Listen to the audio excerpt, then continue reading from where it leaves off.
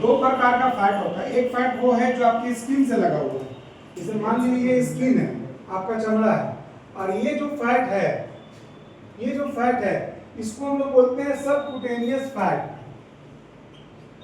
Subcutaneous fat, right. ये भी dangerous है, जिसे पेट निकल रहा है आपका, लेकिन उसके बाद जो मोस्ट डेंजरस फैट है वो है विस्कल फैट।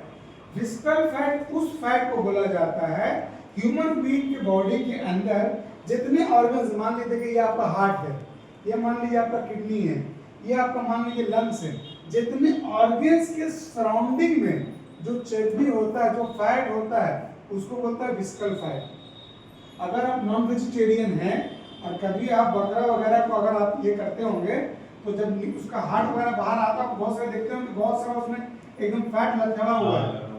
इसका मतलब जितना तंदुरुस्त बकरा रहेगा उतना ज्यादा वो रहेगा, इसका मतलब उसका विस्कल फैट बढ़ा हुआ है। सेम ह्यूमन बीइंग का, इंसानों का अगर ये विस्कल फैट 0 से 9 के बीच में है तो ये नॉर्मल के कगार में, 0 to 9। अगर 9 से थोड़ा प्रोसीड करता है, 11-12 में आया तो थोड़ा सा आपको चिंता करने की जरूरत है।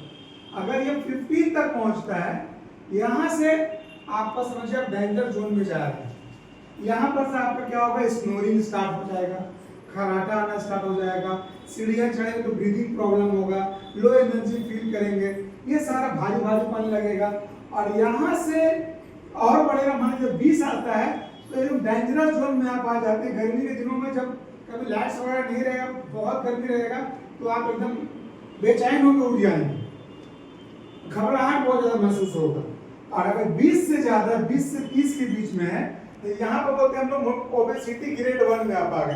अगर 15+ है ना तो मोटापा के पहला ग्रेड में आप आ गए।